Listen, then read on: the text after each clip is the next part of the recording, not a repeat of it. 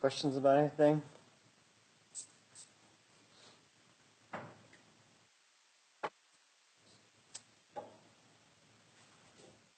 So I've got some more basic facts about limits to get through today. Section 4.2 and section 4.3 introduces limits being plus and minus infinity and limits from the left and from the right. Important concepts, but I'll do some of the basic definitions, but I would expect you to read that carefully because it's kind of repetitive and you've seen it before in freshman calculus. But I'll highlight the most important points. Let's see. I'll start out today with a nice little fact to know. So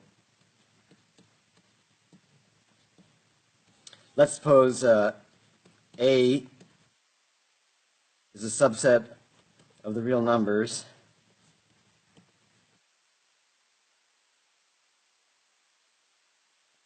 And C is a cluster point or accumulation point.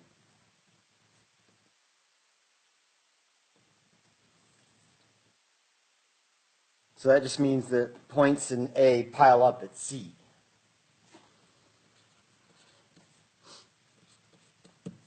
And the fact is, if the limit as x tends to C of a function, f of x, exists, and then the function has to be bounded near there.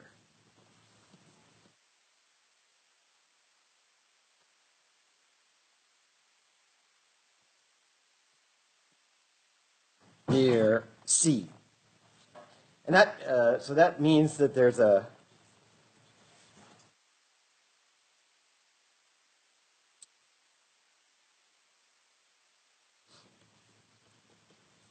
a delta bigger than 0,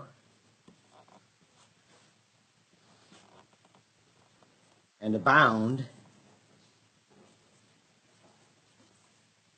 such that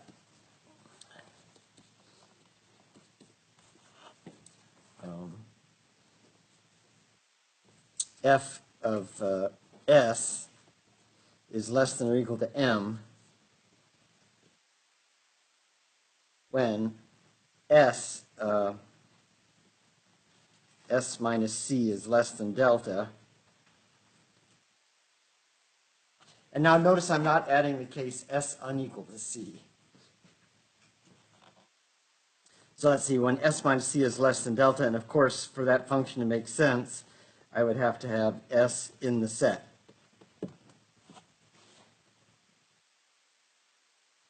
So in fancier language, f is bounded on,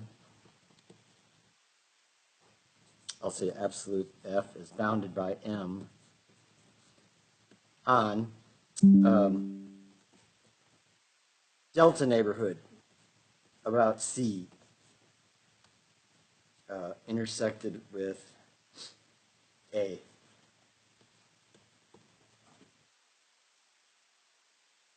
And in fact, though, the language we use is that f is bounded in a neighborhood of c on a.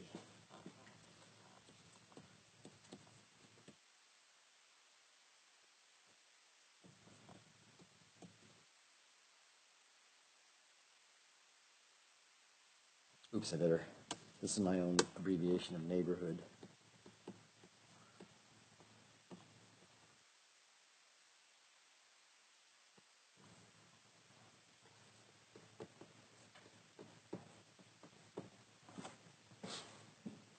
Questions about that?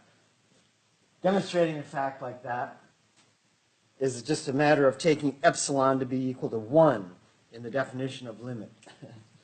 So here's the y.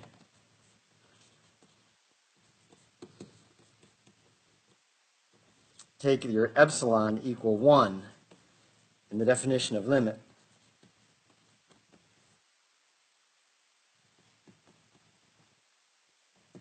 Let's see, that means I get a delta greater than 0 such that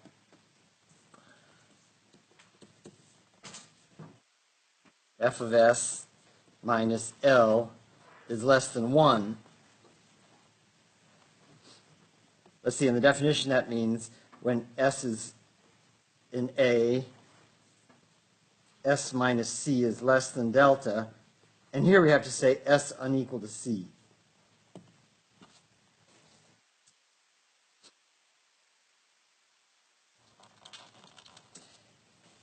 Oops, where'd my 1 go? There it is. And so what does that mean? That means that minus 1 is less than or equal to f of s minus L is less than or equal to plus 1.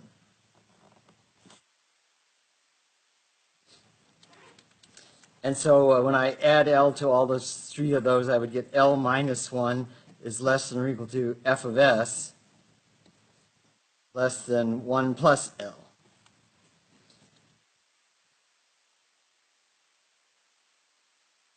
And so I see that the modulus of f of s is less than or equal to the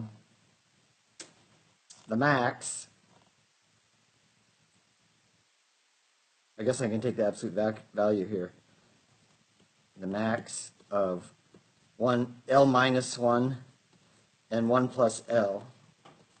And of course that's less than or equal to 1 plus the modulus, absolute value of L.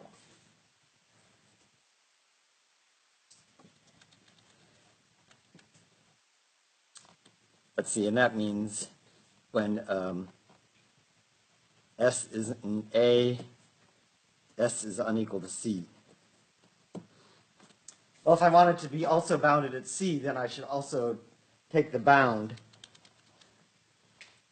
So I'll take the bound I want here, M, to be the max of 1 plus absolute L and f of c.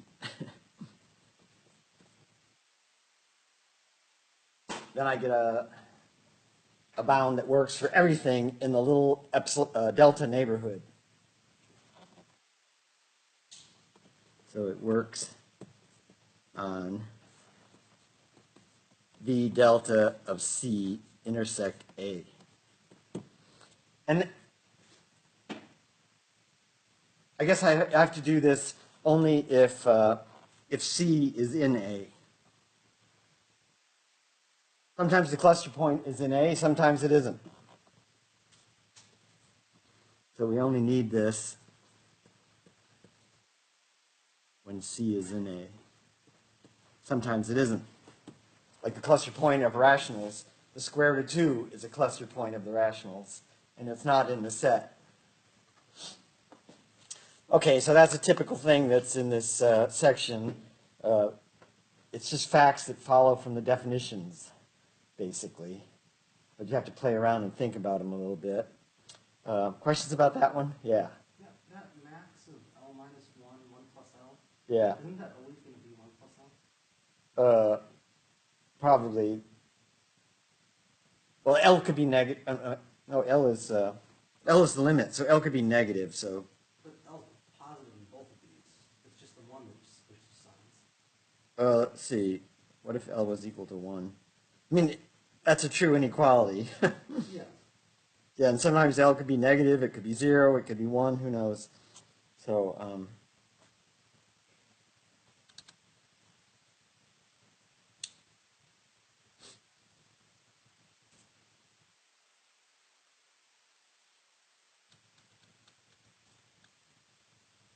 did I answer your question? Well, one of those is L plus 1, and one of those is L minus 1, right? Right. And both of those are less than or equal to 1 plus the absolute L. Yes. Okay, and that's all I care about. I want to get something positive here. Here's what I should have taken here. Sorry.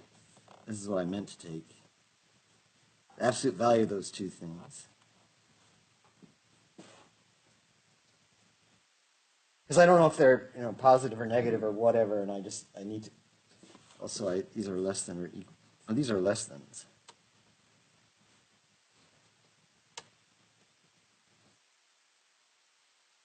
Okay. Sorry about that.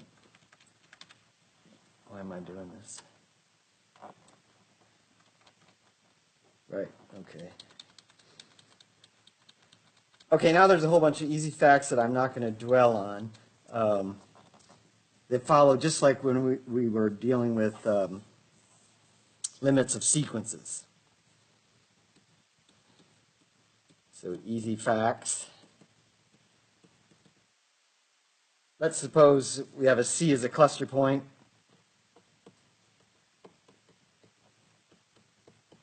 Of a set A.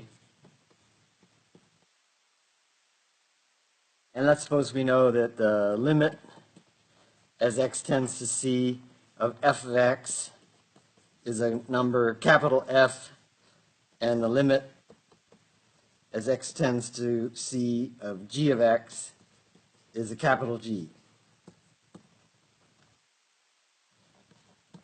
Then, of course, you can take sums. Oops. I don't know how I did that, but then the usual things. You can take sums, products, and quotients when the denominator is not doing something weird. So, for example, the limit as x tends to C of f of x plus g of x exists. So I guess there's a word here that I'm skipping. This means exists and equals. So that limit exists and is equal to what you would guess it's equal to, f plus g. And of course the product too. In fact, let's see, there's another simple one. A limit as x goes to C of f of C to constant. How about k times f of x is k times f, etc. Which means limits are like a linear operation. The limit as x goes to C of k1 times f plus k2 times g, as you guessed it. So the limit operator is linear. So that'd be k1 times f plus k2 times g. And I should say here, k is a constant.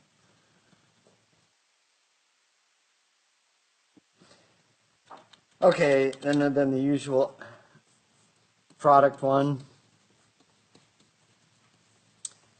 And so I'll just write these, but I'm not going to prove them because the proofs, in fact, we did this for sequences. And in fact, we know now that the limits make sense if and only if every sequence the limits make sense, subsequence that converges to the point C. And so we could actually deduce these basic properties from that fact about the sequence version of limits. That one's always true, but then the one you have to think about is the quotient one.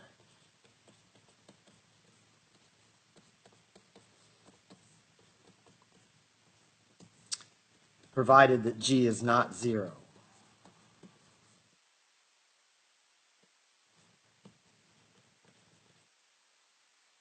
Even if the limit of g was 0, the g limit was 0, it could happen that the f limit was 0 and in fact went to 0 even faster. So it is possible that that quotient, that limit of the quotients would exist even in the case when g goes to 0. I'm going to mention a famous example later in the lecture, the sine of theta over theta example. Theta goes to 0 as theta goes to 0, and yet sine theta over theta goes to 1. So we have to think carefully about that. When the g limit is not 0, you don't have to think carefully. It's a no-brainer.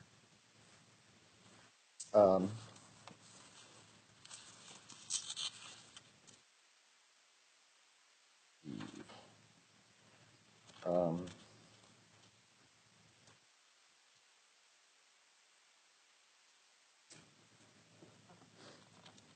I mentioned the squeeze theorem last time.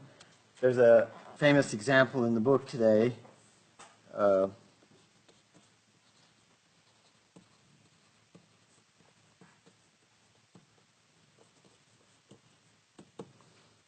The limit as x tends to 0 of sine x over x is equal to 1.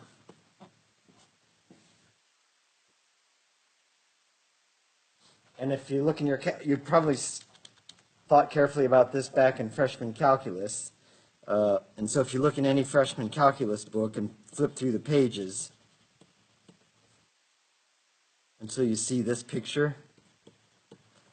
Let's see, so here's the unit circle.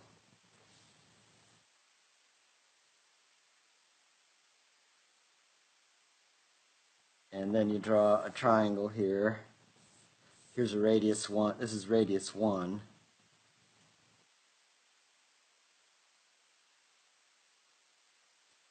Okay, and here's the x-axis.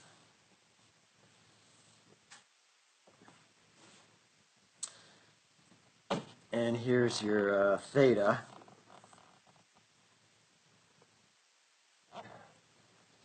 Then the picture, you'll see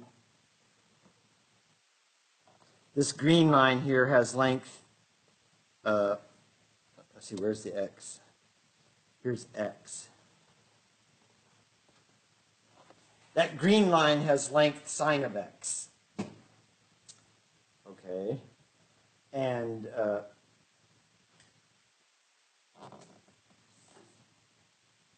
I'm sorry, this angle is x. What am I saying? This angle's, we're looking at sine x over x, so this angle is going to be x. Okay. And so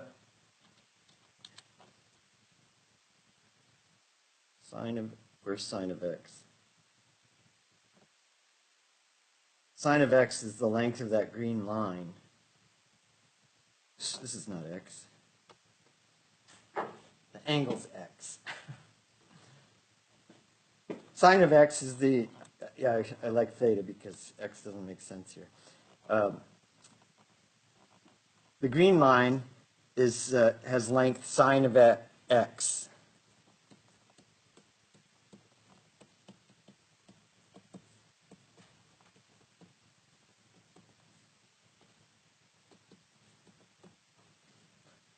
Okay, and this little segment of I'll make it. I gotta pick a. I'll make it orange. If you do, it's important that we do angles in radians here, because then the orange, the length of that orange arc is x.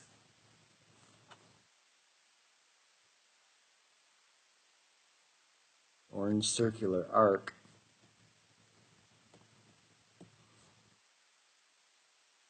As length x if it's in radians. That's the definition of radians.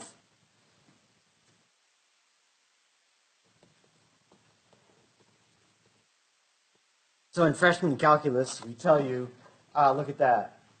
That green thing is a straight line, and so it's clear that its length is less than the length of that circular arc. Okay, and then we need another inequality to prove this limit, and the other inequality comes from extending this triangle further out, like that, and playing around with the green stuff. And let's see, that green thing would be the tangent. The length of this green part out here would be the tangent of x. And we have to play around more with, and that tangent is sine over cosine. And cosine is near 1, etc. So, I mean, it's a lot of playing games, and it takes a couple pages in a calculus book to make you believe in equality. Fun thing to teach in freshman calculus because it's very geometric. Fascinating thing is you can study the trigonometric functions sort of without doing geometry.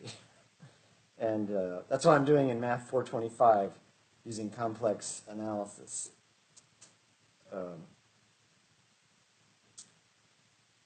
And the sort of the calculus fact I'm going to use today, here's a more advanced fact than you get from geometry.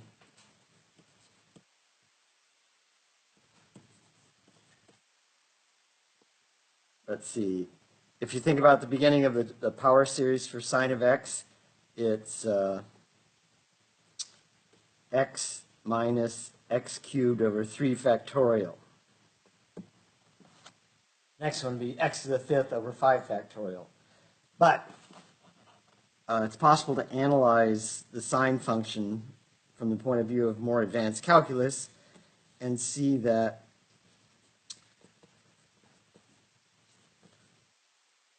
x, let's see, that thing on the left is the first two terms in the power series. The thing on the right is the first term.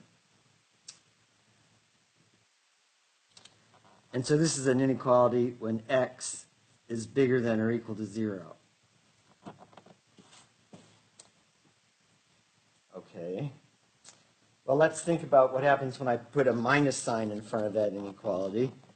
Let's see. I'm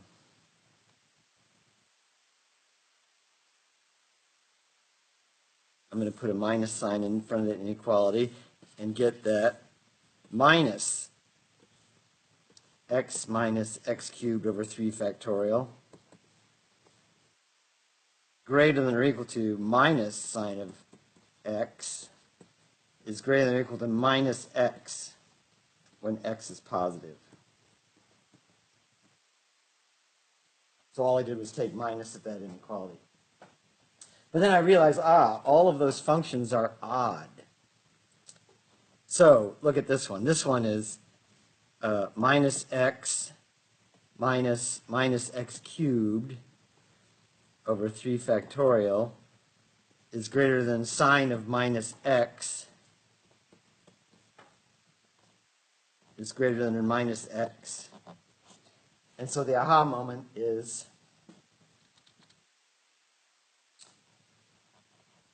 what do I get? I get that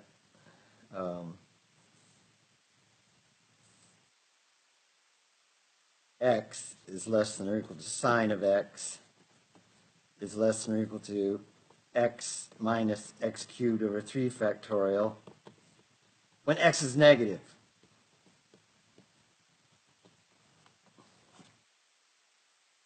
By replacing the minus x in that inequality with x.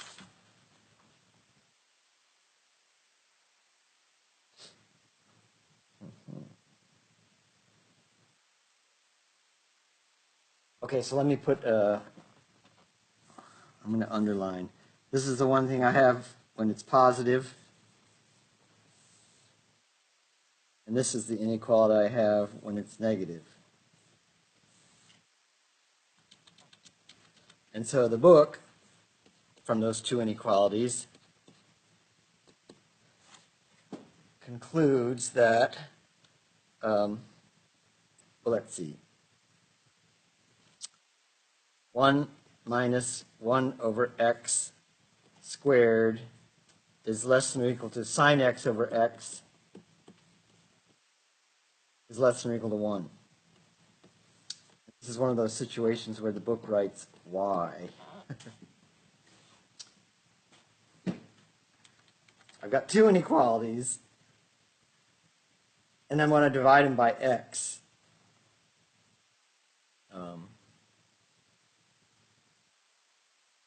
The funny thing is when you do that, you get the same inequality. So both the boxes are going to give me the same inequality. So if the book asks me why, and I start thinking about it, I realize the top thing, when I divide by x, x is positive.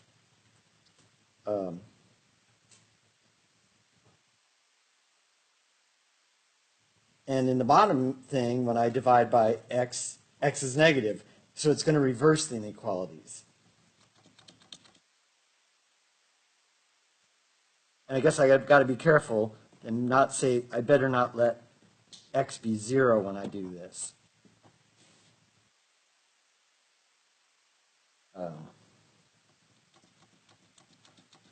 Okay, the top box, when I divide by x, x is positive.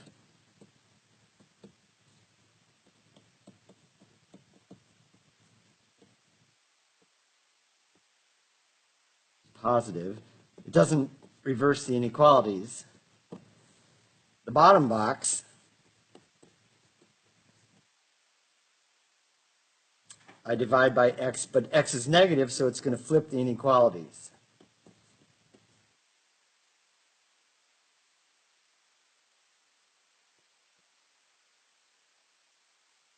It flips the inequalities the other direction. So that's the y. And so we get one inequality when we do that. And now we can use the squeeze theorem. Just because the left-hand thing goes to 1 as x goes to 0 from the rules of limits. So, aha moment. It's now the squeeze theorem.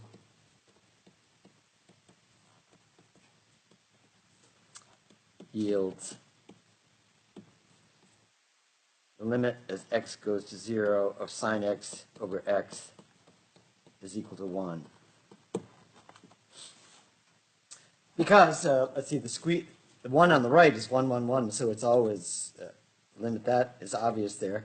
The limit on the left, I can use the rules of limits above and see that the limit as x goes to 0 of 1 minus x squared over 6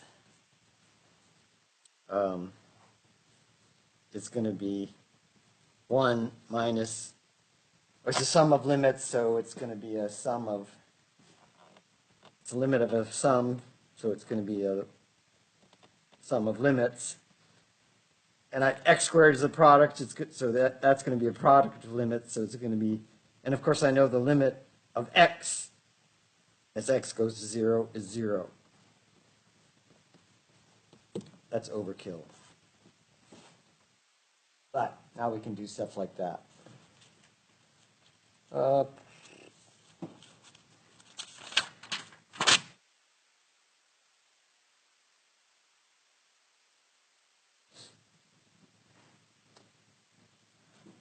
Questions about that? I guess there's one last important fact in this section I need to mention.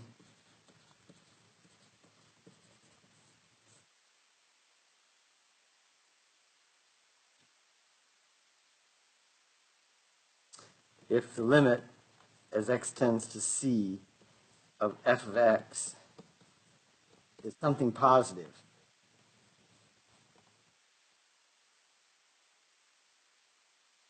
then the function has to be strictly positive nearby.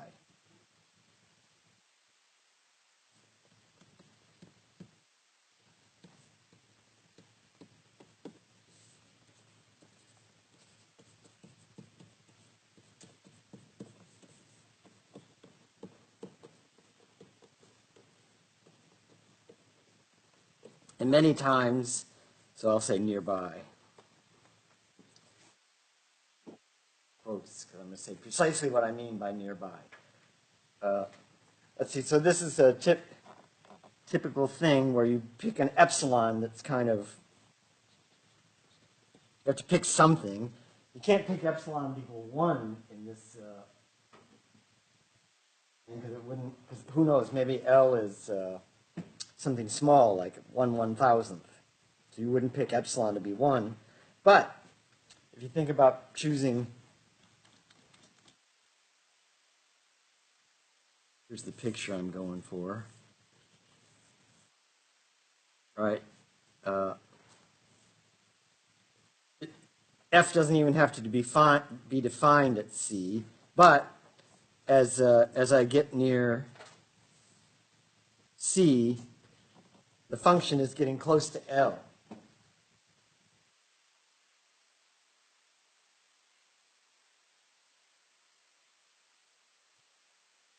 And so if I wanted to have an epsilon that's going to make that stay away from 0, oh, what should I pick? I could pick a really tiny epsilon, and it would be fine. I guess I'll do that. If I pick a tiny epsilon, then I could squeeze the thing in there on some interval of size delta. That's a perfectly good epsilon. But then think about how if an epsilon that's too big, if I picked an epsilon in the definition that's, say, L, then I could make, then it wouldn't work, or bigger than L. Then I couldn't squeeze it in there and make sure it's not 0. So what's the simplest one you would take? What would you do? That's what every book does. It's like, oh, it's important to draw this picture to realize, I have to choose an L, and the one that takes the least amount of writing is L over 2. So after you stare at this for a minute, we take epsilon to be equal to L over 2, and then you squeeze the F inside that narrow tolerance. It's not so narrow when it's equal to L over 2, and I get f of x minus L is less than L over 2 when x minus c is less than delta and x is unequal to c. I mean, what would the f maybe look like? F is getting squeezed in here, but it doesn't have to be defined at C. Maybe it's, who knows what it is at C. In fact, it could be negative at C. We don't care. I'm going to tell you what I mean by nearby.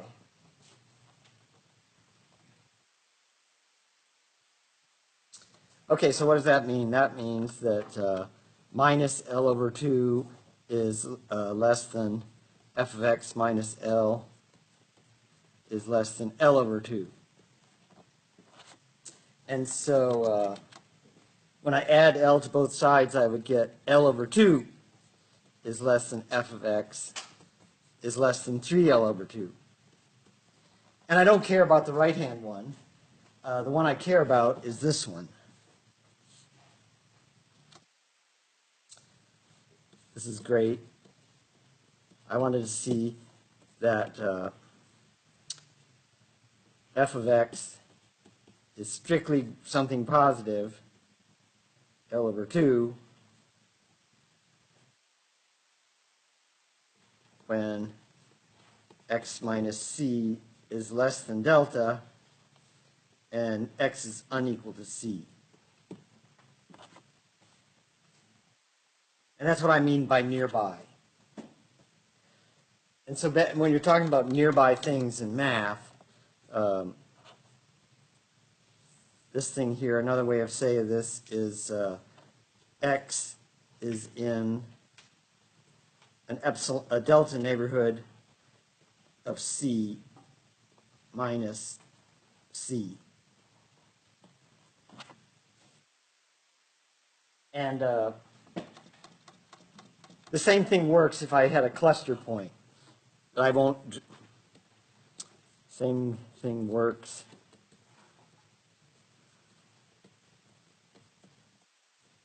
with C, a cluster point.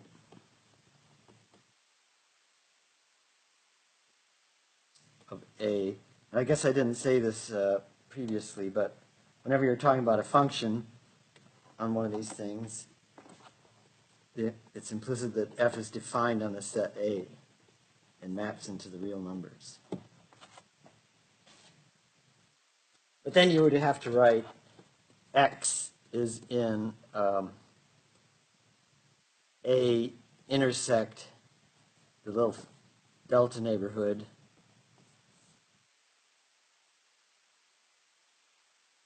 And if C is in there, you'd have to take it out. Because the thing, it might not even be defined at C because C isn't in A.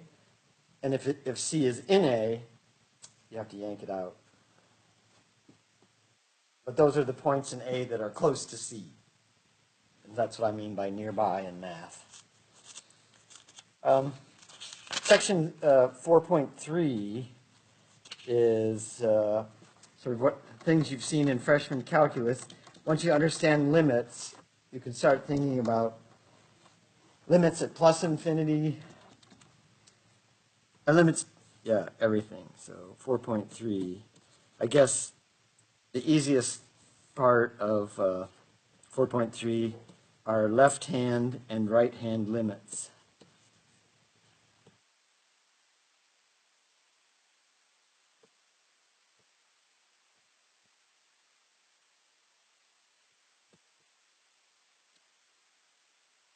See, so here's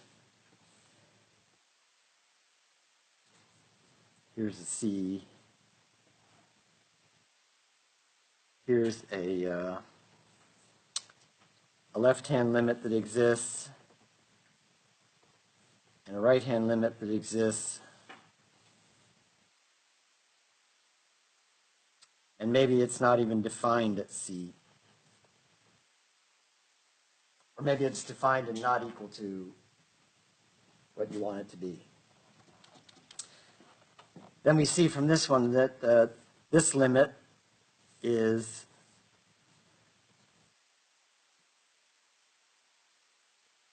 as what you get as approaching C from the plus side. This graph is a graph of f of x. And this side is the limit of f of x as x tends to C from the minus side. Okay? So the one on the right is the right-hand limit, and the one on the left is the left-hand limit. And the definitions, are very similar.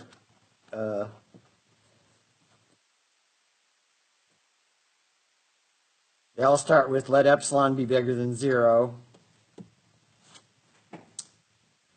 Or say, no matter how small, for any epsilon bigger than 0, ... There is a delta, but the right-hand limits are just going to be the half of delta, the half of the interval to the right.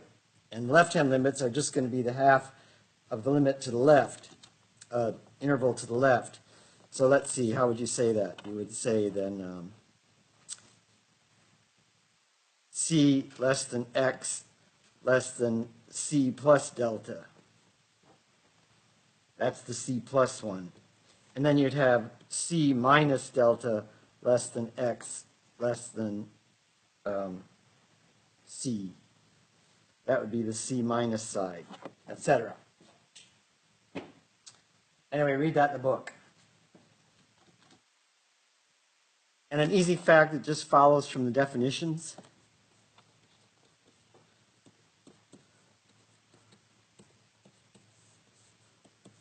The limit as x tends to C of a function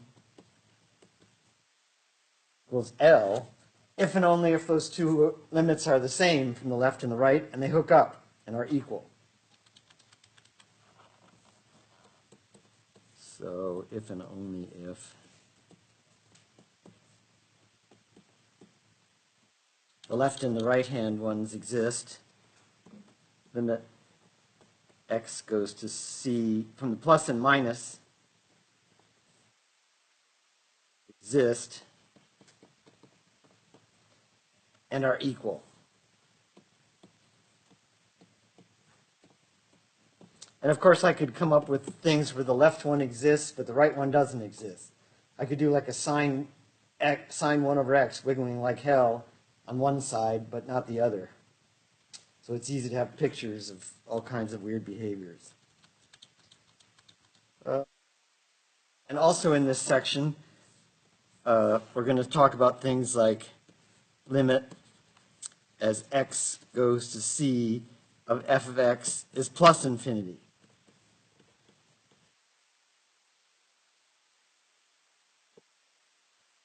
Did we already do that?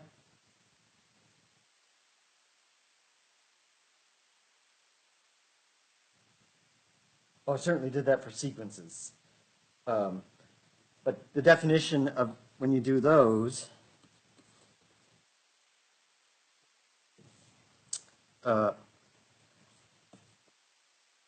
given m greater than 0, no matter how big,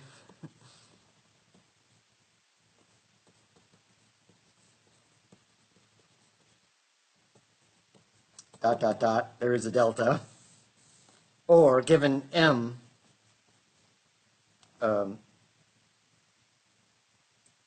less than 0, no matter how far out in the negative direction. That's the minus infinity version.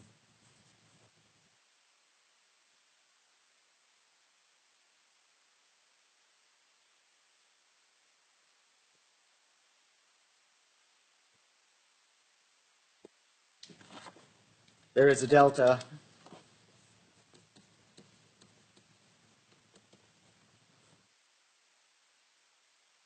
etc.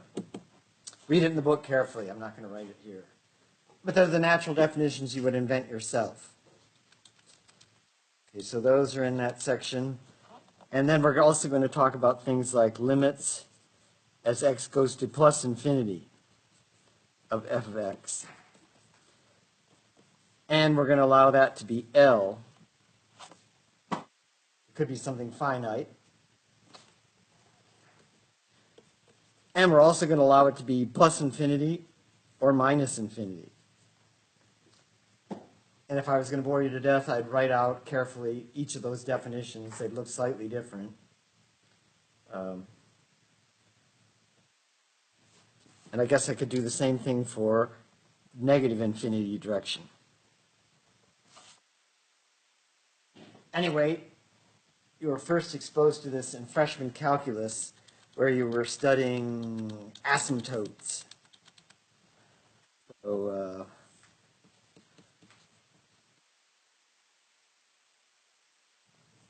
in freshman calculus, these words were invented so you can analyze the graph of basic functions, especially things like 1 over x times x squared plus 1. Let's see. You'd get things like a vertical asymptote. On this side, the function might blow up. And then I get a horizontal asymptote like this. Stuff like that.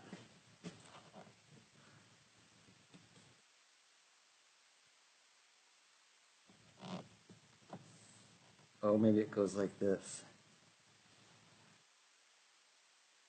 That would be fun. And so this one's blowing up to plus infinity up here. And it's blowing down to minus infinity here. And minus infinity here.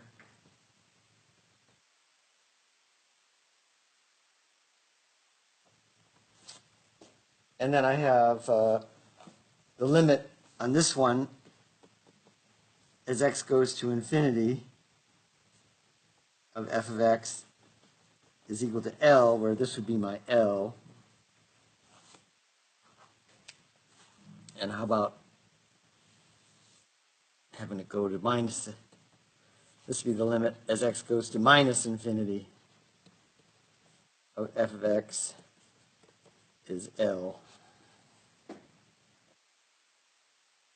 And so those were vertical asymptotes of various kinds and horizontal asymptotes. It's pretty easy to come up with a function that it has exactly that behavior, with being a rational function.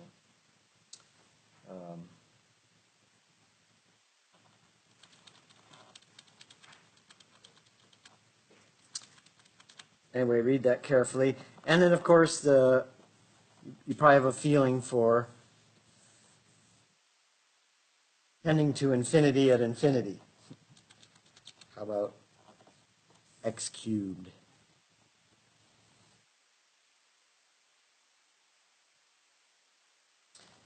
The bigger x cubed gets, the bigger x gets, the bigger x cubed gets. And so the limit as x tends to plus infinity of x cubed is plus infinity. And the limit as x goes to minus infinity of x cubed is minus infinity. Stuff like that.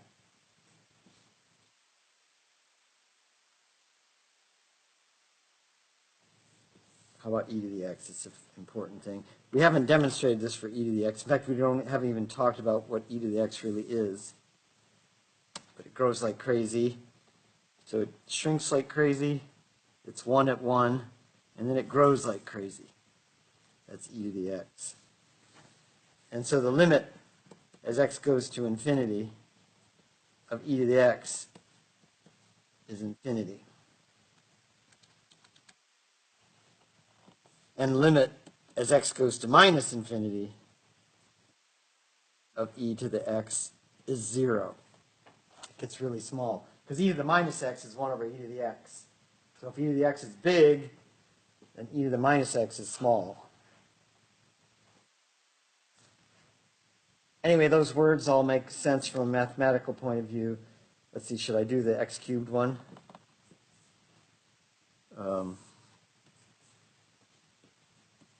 Let m be bigger than 0. I want to show that x cubed is big. I want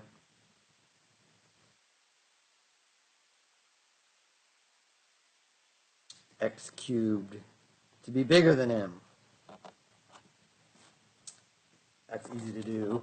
Let's see, that then since m is positive, I'm taking x positive here. Then when I take cube roots, I'd have x would be greater than or equal to m to the 1/3.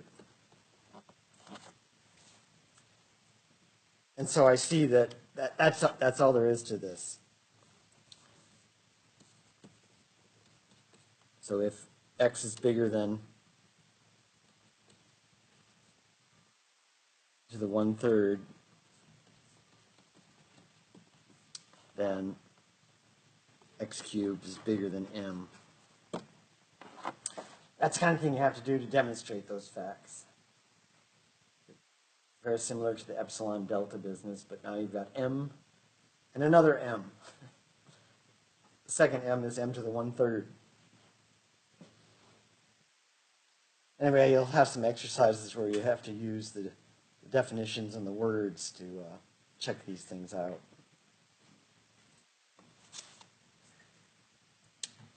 Okay, so that brings us to, after the exam, I'm going to start talking about continuous functions in the next chapter.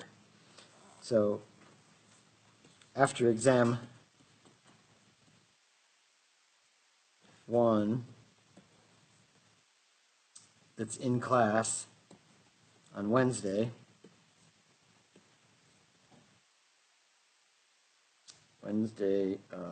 February 28th.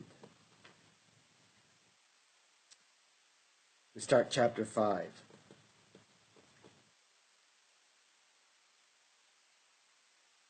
About continuous functions.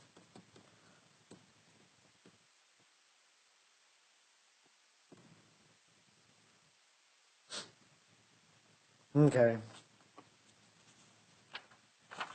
That's enough for today. Any last minute questions about anything?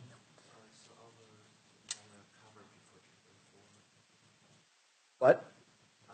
This stuff I talked about today isn't going to be on the exam, but I think some of the exercises from 4.1 that were due last Wednesday, those are fair questions. They were about geometric series, basically. It covered before the chapter 4, right? Yeah, everything we've done up to chapter 4. Section 4.1 is fair game.